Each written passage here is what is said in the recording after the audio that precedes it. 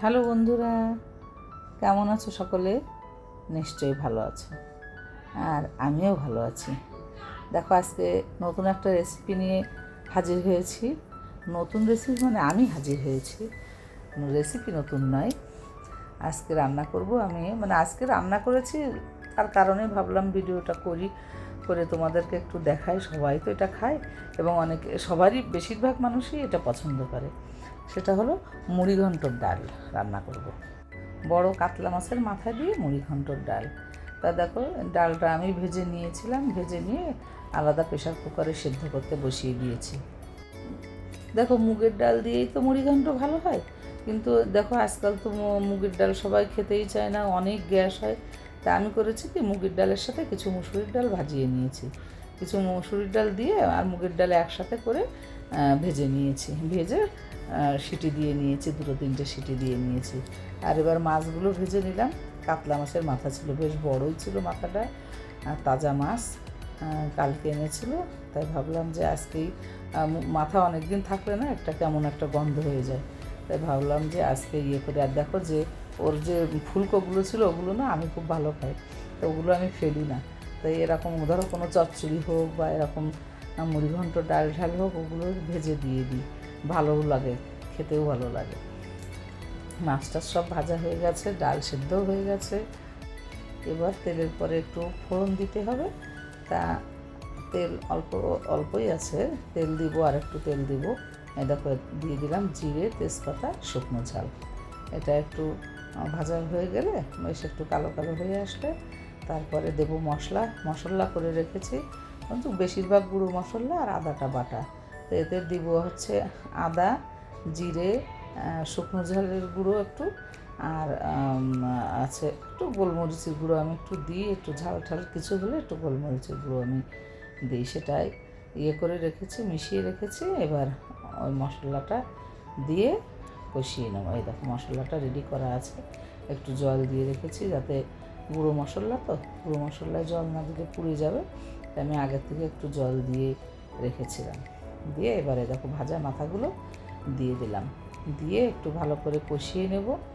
মশলাটা যখন ওর গায়ে মেখে যাবে, একটু মাথাগুলো ভেঙে না দিলে না স্বাদটা হয় না, মাছের স্বাদ হয় না। একেবারে ভেঙে দেবো না, কিন্তু কিছু কিছু মাছ ভেঙে না দিলে ওর যে টেস্টটা, ওটা তো ডালে মিশবে না, তাই একটু ভেঙে দিলাম। আর যখন নরম হয়ে যাবে তখন আরও একটু ঘাটা ঘাটা হয়ে যাবে। একটু মাথা ঠাতা, মুড়িঘণ্টর ডাল অথচ একটু মাথা পাতে না পড়লেও তো ভালো লাগে না।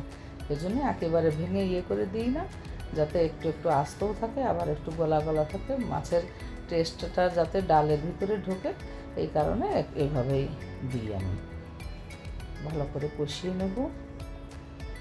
প্রায় দেখো কষা হয়ে গেছে, প্রায় মশলা লেগে গেছে মাছের সাথে। কে কে তোমরা পছন্দ করো আমাকে জানিও। আর আমাদেরও খুব পছন্দ এটা আছে। মেয়ে বলেছিল, মা অনেক দিন মুড়িঘণ্টর ডাল রান্না করা হয়নি, কালকে মুড়িঘণ্টর ডাল রান্না করো। আর সব তো আমাদের ঘরে আছে, আগের দিন রাত্রেই মানে নির্ধারণ করা হয়ে থাকে। দেখো, ডালটা সিদ্ধ করা হয়ে গেছে, ঝাল দিয়ে একটু ওই যে মুসুরি মুগ দেখতেই পাচ্ছ, না বললে হয়তো বুঝতে পারতে না, কিন্তু আমি মুগ আর মুসুরি একসাথে মিশিয়ে নিয়েছি। টেস্ট কিন্তু খুব ভালোই হয়, আর একটু গ্যাসও কম হয়, কারণ সম্পূর্ণ মুগের ডাল দিলে একটু গ্যাস বেশি হয়, যার কারণে একটু ভাজিয়ে নিয়েছি। দেখো, জল দিয়ে এবার লবণ হলুদ দেবো, একটু মিষ্টিও দেবো। তা তোমরা এভাবে কেউ খাও কিনা আমাকে জানিও, যে মুসুরির ডাল আর মুগের ডাল ভাজা একসাথে করে নিয়ে তোমরা কেউ খাও কিনা। এটা জিরো ক্যাল দিয়ে দিলাম। একটু মুড়িঘণ্টর ডাল একটু মিষ্টি না দিলে কিন্তু ভালো লাগে না। তোমরা হয়তো অনেকে মিষ্টি খাও না, যে খাও না সে ঠিক আছে, যে যাতে অভ্যস্ত, কারণ আমরা তো ছোটোবেলার থেকেই তরকারিতে মিষ্টি খেয়ে অভ্যস্ত, এখন না দিলে কোনো স্বাদই লাগে না, যার কারণে আমরা একটু সপ্তাহে একটু দিই, মাছ মাংস বাদে। তা মাছকে যদি তরকারি দিয়ে মাছ রান্না করি তাতেও হালকা একটু দিই, তাহলে কি হয় যে একটা পাংসা যে ভাবটা থাকে না। এই দেখো, প্রায় হয়ে এসেছে, দেখেছো চেহারা কেমন হয়েছে? চেহারা কিন্তু খুব সুন্দর হয়েছে। হ্যাঁ, বলে না আগে দর্শনধারী তারপরে গুণ বিচারি। দেখো, দেখতেও যেমন সুন্দর হয়েছে, নিশ্চয়ই খেতেও এরকম ভালো হবে।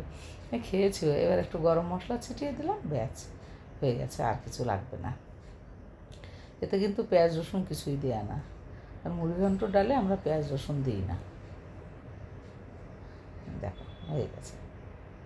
তা তোমরাও কীভাবে রান্না করো জানি না, আজকে আমি রান্না করলাম তাই তোমাদের সাথে শেয়ার করলাম। যদি আমার রেসিপি কারোর ভালো লাগে তবে এভাবে রান্না করে দেখো। আর যারা রান্না এভাবে করো তারা তো করোই, তাদের তো আর শেখানোর কিছু নেই। আর যারা যদি অন্য কেউ অন্যভাবে করে থাকো তাহলে এভাবে একটু করে দেখো। ভালো থেকো সকলে, দেখো এরকম এসেছে। সুস্থ থেকো, আমার পাশে থেকো, লাইক কমেন্টস করো, আর ভালো থেকো সকলে। আবার অন্য কোনো ভিডিওতে দেখা হবে। সকলেই সুস্থ থেকো, সকলের শুভকামনা করি। আর দিনকাল ভালো না, সবাই সাবধানে থেকো, ভালো থেকো।